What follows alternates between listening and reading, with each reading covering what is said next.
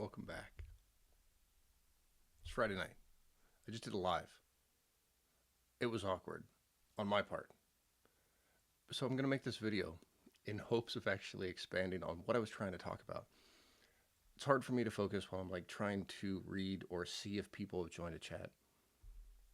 So I'm just going to record this and we'll talk about it this way instead.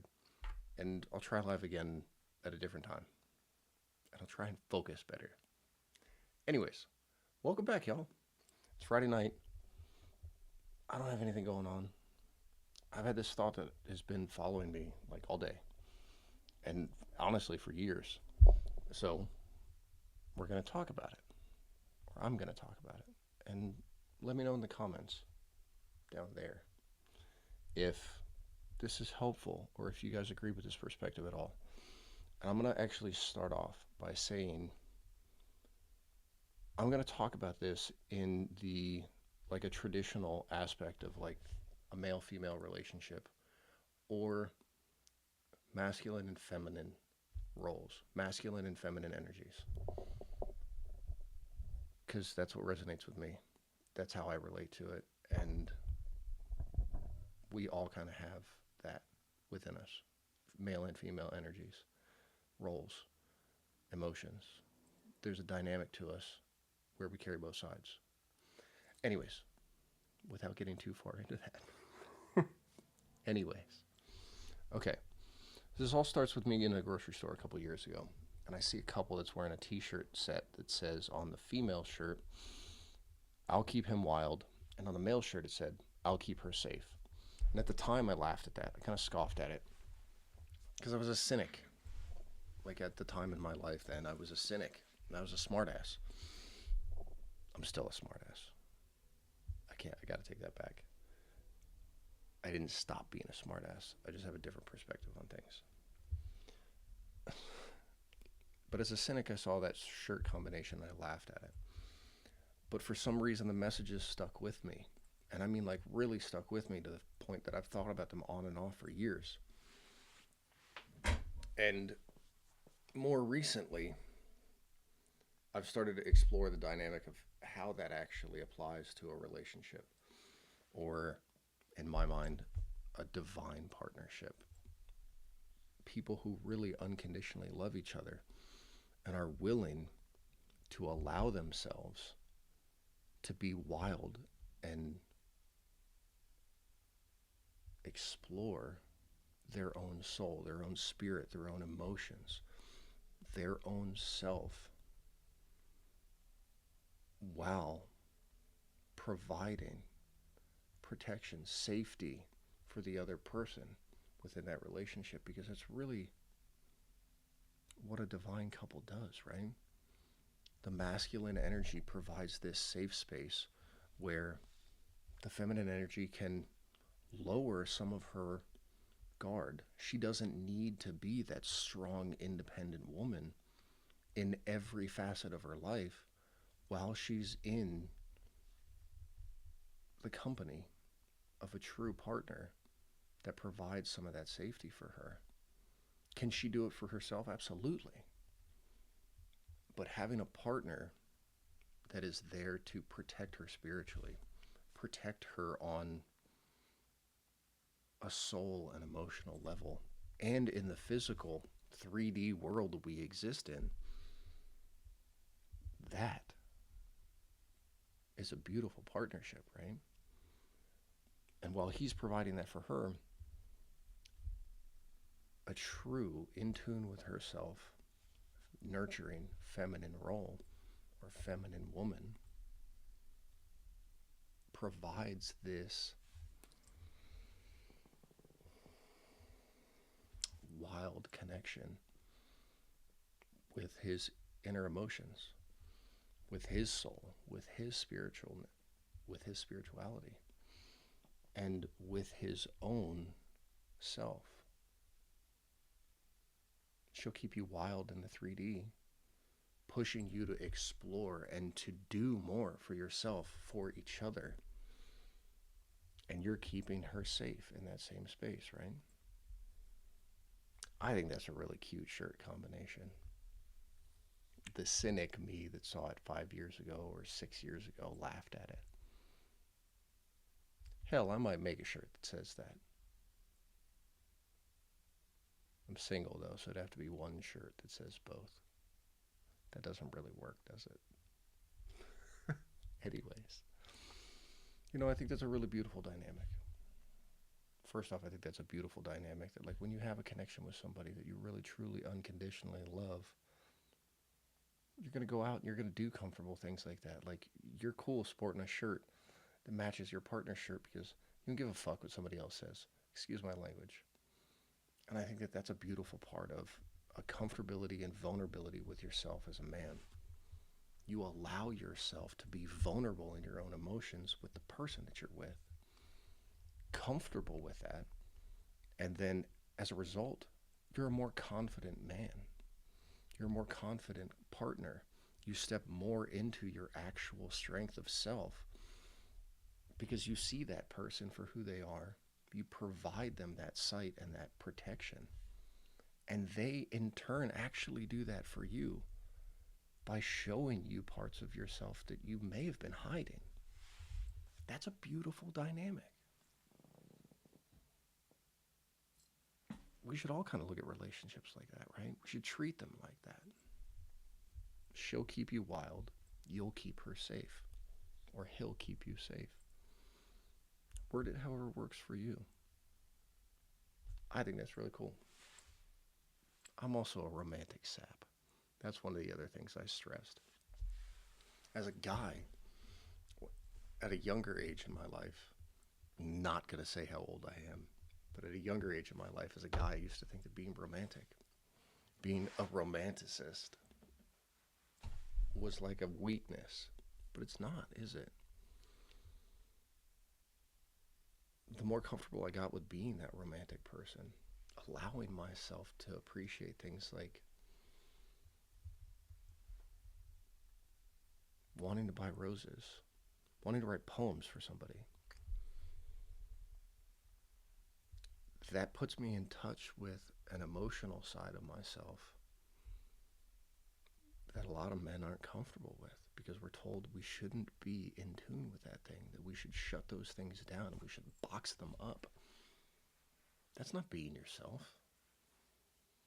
So the more that I gave in to being in tune with those things and allowing those things to be me and freely out there,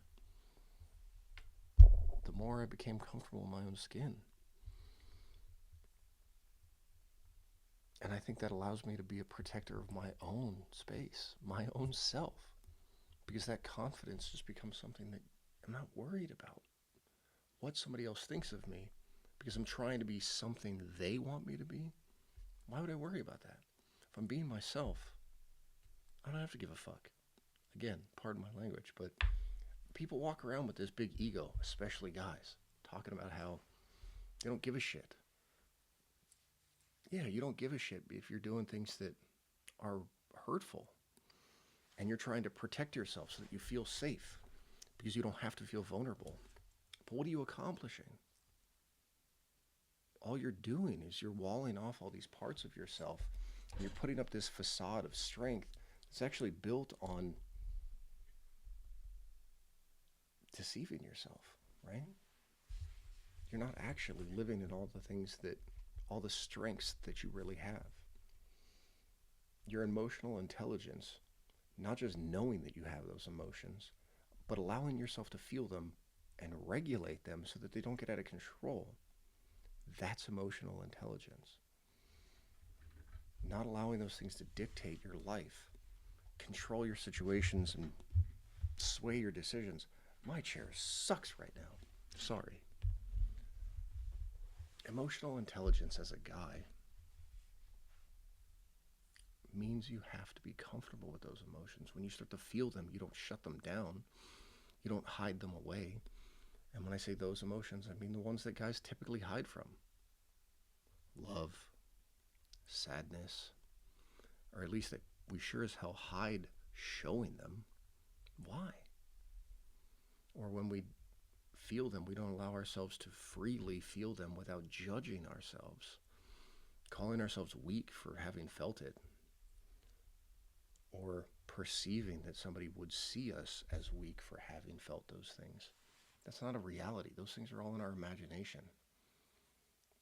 The truth of it is that the more we're in tune with allowing ourselves to feel those emotions and, again, regulate them so that they don't become these controlling aspects of our life, but also not these bottled up and sheltered representations of ourselves, the more we allow those things to be something we're in tune with, the more we become the stronger men we should be, the more we become the masculine men we were meant to be.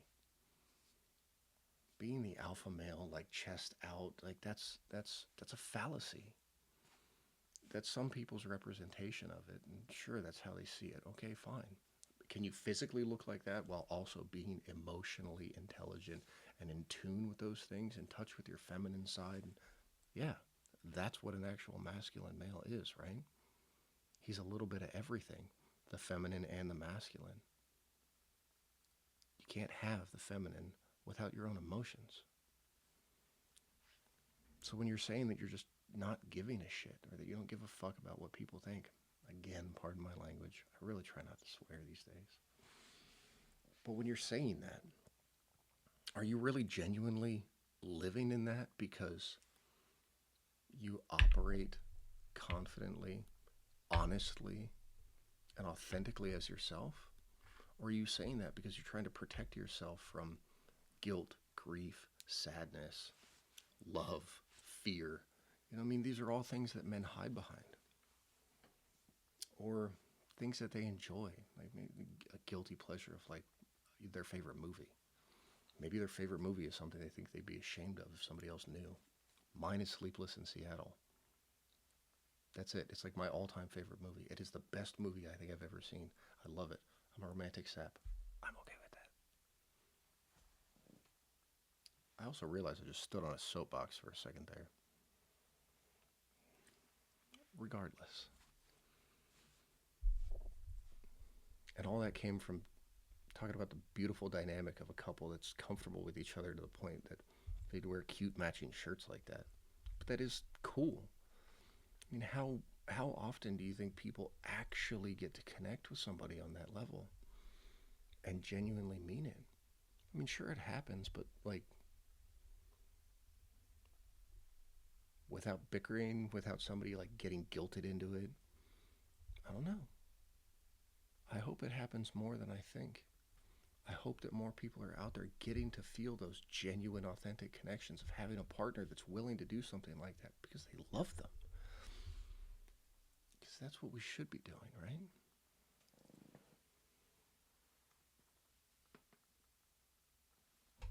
I still think that's a cool shirt combination. And as a guy, I want to touch on that. Going back to what I was just talking about. Our comfortability with our own emotions, allowing ourselves to feel vulnerable, and realizing that vulnerability actually provides more confidence for ourselves.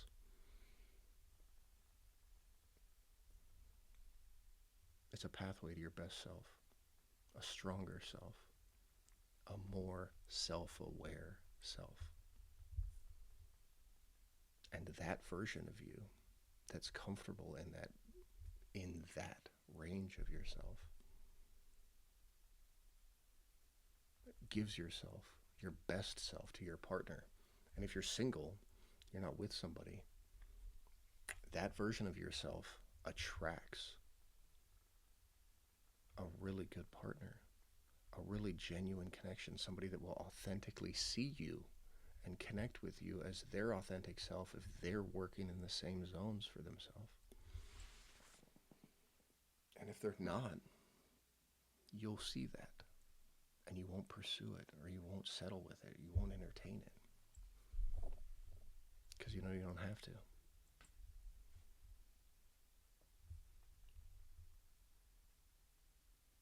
Thanks for watching this, guys. That's really the message I was trying to get across. The part about vulnerability and confidence within men was kind of a free thought that added into this, but hey, thanks for watching this, guys. If you were new to this video, I appreciate you watching. And if you haven't subscribed to the channel, please subscribe to the channel. Hit that button and keep up with these. I'll keep making them. And all right, maybe I'll transcript them if they need to be scripted. But this is me. These are my thoughts.